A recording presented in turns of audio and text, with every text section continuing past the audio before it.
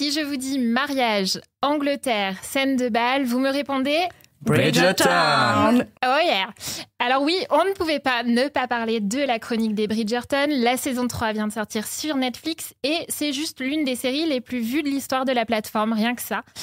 Alors, dire que Stéphanie Fuseau, qui vient de nous rejoindre, trépignait d'impatience serait un euphémisme.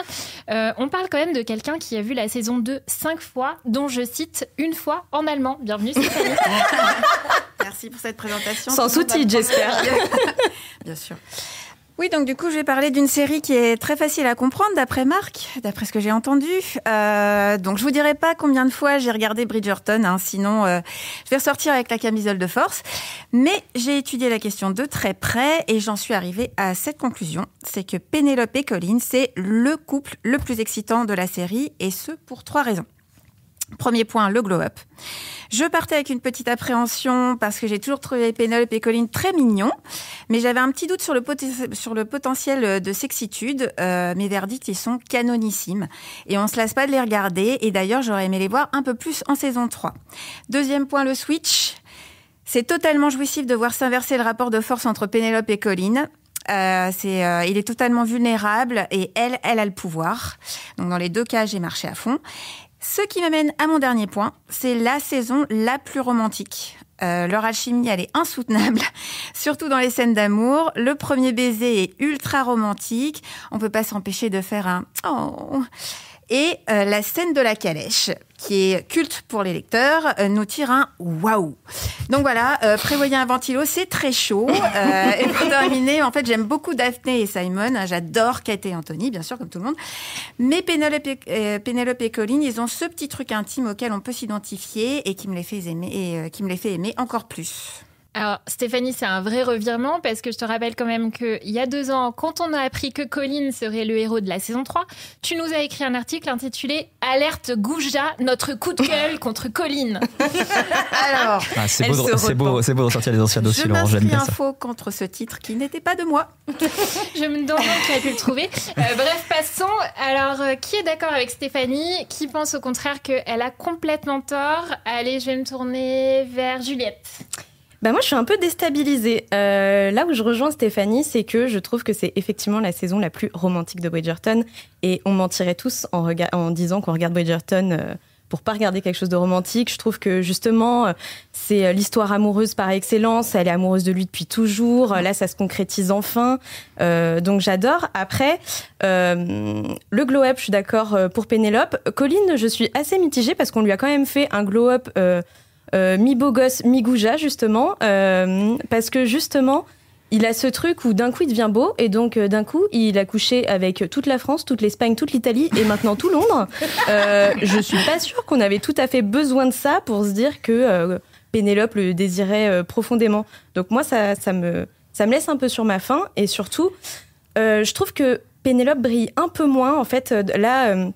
Contrairement aux 2 saisons précédentes, elle est réduite à son histoire amoureuse, elle est moins Lady Whistledown. Et donc, en fait, c'est vrai que je trouve que autant elle fait une très belle histoire d'amour avec Colin, autant en termes de tempérament, je crois que je la préfère en couple avec Héloïse. Donc, voilà, moi, c'était mon idée au scénariste. J'aurais trouvé ça bien plus excitant. C'est l'autre histoire d'amour, de toute façon, de la saison, hein, tout le monde l'a dit. Mais par contre, par rapport à Colin, je trouve que ce qui est intéressant, justement, c'est de voir son évolution, c'est-à-dire ce côté un peu gouja. Il se force à l'être parce qu'il pense que c'est ce qu'on attend de lui, et petit à petit, il comprend que c'est pas ça, en fait. Dès le 3e épisode, on comprend que dans sa tête, voilà, il commence à se dire c'est pas ça que je recherche, c'est superficiel. Je trouve ça un peu répétitif. On avait déjà eu ça avec Anthony, le côté cavalier, tu vois, qui va d'aventure en aventure. On n'avait pas là, en plus, on a ça avec Bénédicte aussi, plus ou moins à côté. Je veux dire, tous les frères Bridgerton ont pas besoin de coucher avec la terre entière avant d'avoir un arc de rédemption, quoi. Après, c'est un peu différent pour Anthony, je trouve, parce que lui, il avait un vrai coup de cœur quand même dans la saison 1. C'était pas juste il cavalait à gauche et à droite. Et pour Bénédicte, c'est plus le côté exploration, quoi. Ouais. J'essaie de voir un petit peu qui me séduit, etc. Donc je trouve que c'est encore différent avec Colin, qui essaie de faire le Don Juan et qui se rend compte que c'est pas fait pour lui. Mais enfin, moi, je trouve que le fait d'être devenu beau comme ça, de la saison 1-2 à la 3, un peu par magie, ça excuse pas et ça rattrape pas tout ce qu'il a fait, et notamment la fin de la saison 2, où il a quand même dit que jamais, au grand jamais, il ne sortirait avec Penelope Featherstone. Mais parce que c'était un gamin à l'époque. Ouais. Enfin, il avait rien vécu. Il était resté dans son Londres, là, à regarder ses copains et ses frères se marier, avoir des histoires. Lui, c'était Miskin, le petit dernier dont tout le monde se foutait. Et donc, c'est pour ça qu'il avait cette attitude une fois qu'il a commencé à voir le monde et à se dire bah oui, effectivement, il y a autre chose que la vie de la société à Londres. Du coup, il a commencé un petit peu à mûrir. Moi, je suis désolée, je vois, il s'en est pris plein la tronche sur Twitter. Je comprends pas. En fait, j'ai l'impression qu'il faut forcément être un bad boy dégueulasse pour être sexy. Alors que moi, ce qu'il fait dans cette saison, notamment dans la scène de la calèche, où il se met à genoux, il la supplie de l'aimer, mais pas de façon pathétique, façon Meredith dans le Grey's Anatomy, hein. Vraiment de façon super jolie. Je trouve qu'il y a rien de plus beau et de sexy. Mais justement, moi, je l'ai trouvé sexy à ce moment-là. Mais du coup, pour moi, pour en arriver à ce moment où il se met à genoux devant Pénélope et il la supplie de l'aimer, il avait pas besoin d'aller se taper l'Europe entière. Non, et puis l'autre problème qu'il y a, c'est au niveau des scénaristes et de la production, c'est qu'effectivement, 4 épisodes, c'était trop court. On a l'impression que du jour au lendemain, il a fait « Ah bah oui, tiens, finalement, j'ai envie de me la faire. » Non, en fait, il aurait fallu avoir une vraie saison, qu'on nous mette pas tous les à côté, parce que j'ai l'impression qu'on les a pas assez vus, Pénélope et Colin. Ouais. Et donc, c'était un petit peu, voilà, c'est arrivé, tiens, oh bah tiens, un tour de calèche, c'est la première fois qu'on fait ça, dis donc. Oh bah viens, je vais aller te pécho à l'intérieur.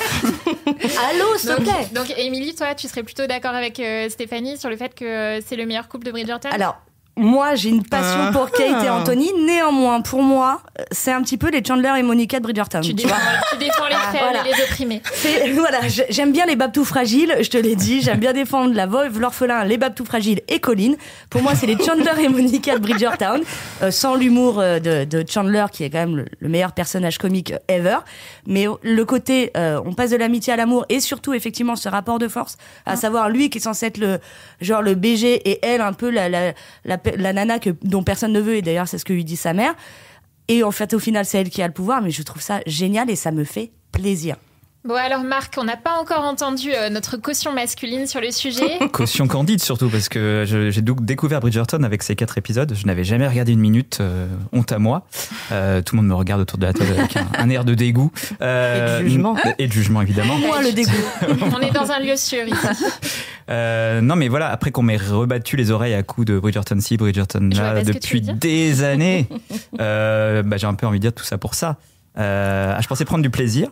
Alors, certes coupable, mais quand même du plaisir. Et quand même, je me suis pas mal ennuyé pendant ces 4 épisodes. C'est comme si toute la mollesse de ce couple avait contaminé toute la série. Parce que moi, je me mets Pénélope un peu dans le même bateau. Hein. Je suis désolé, vous tapez sur Colin, mais Pénélope, elle est pas non plus extraordinairement excitante dans la série par son humour, son intellect. Voilà. On sent que des personnages comme Héloïse sont beaucoup plus intéressants. Non, mais voilà, enfin bon, peut-être c'est le cas sur les autres saisons, et peut-être que l'arc, en fait, sur lequel elle arrive maintenant dans la saison 3 se comprend. Et pour quelqu'un qui débarque là maintenant, c'est assez peu compréhensible de penser que Penelope est un personnage super intéressant. Et c'est important de rappeler ça aussi, parce que tout le monde ne suit pas les séries forcément dès le début. On peut aussi les reprendre en cours de route. Donc oui, c'est important de rappeler. Et du coup, je me suis un peu accroché à des personnages secondaires. Donc j'ai bien aimé la reine, qui est assez amusante. Quand t'as vu ses sujets, il y a un peu un côté Christina Cordula d'Arégence, quoi, qui est assez marrant. Avec ses perruques. Ouais, je vais essayer là. Dès qu'on finit l'enregistrement, je vais essayer ça. Et pareil pour les sœurs de Pénélope, les deux pestes. Sont très drôles. Qui sont très drôles, calquées sur Javelotte et Anastasie dans Cendrillon.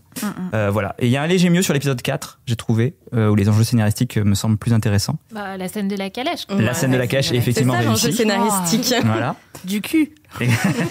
Pardon, voilà. Je sais pas si j'ai le droit de le dire. On va être censuré. On me dit dans l'oreillette. C'est surtout, il y a tout.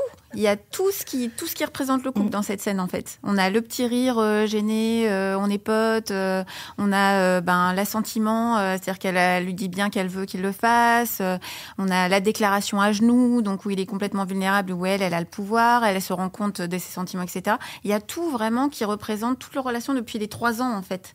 C'est vraiment comme si ça arrivait à un climax. Ouais, et puis c'est même un concentré de Bridgerton. Je veux dire, ce qui se passe dans la calèche.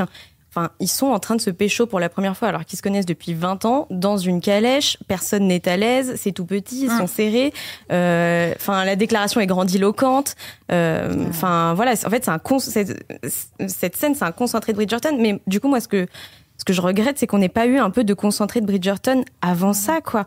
Enfin, je veux dire, il faut en arriver à l'épisode 4 pour arriver là. Et en plus, avec Stéphanie, je sais qu'on était à la même avant-première de l'épisode 1.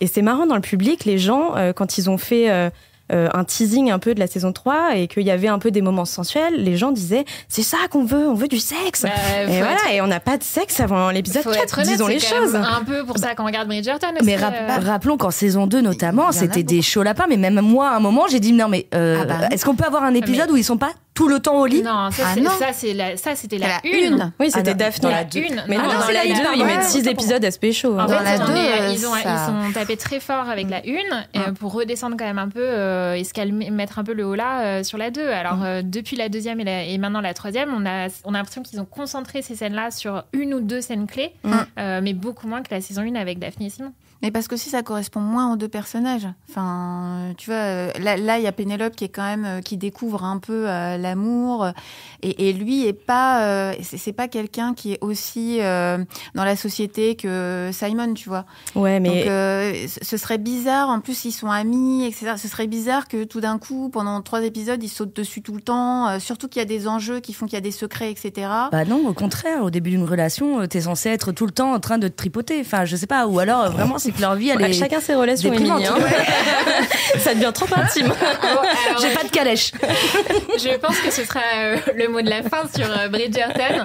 Merci Stéphanie d'être venue défendre ce point de vue qui t'appartient. J'ai l'impression que c'était quand même assez partagé finalement. Vive Pénélope et Colline. Merci Stéphanie. Merci à vous.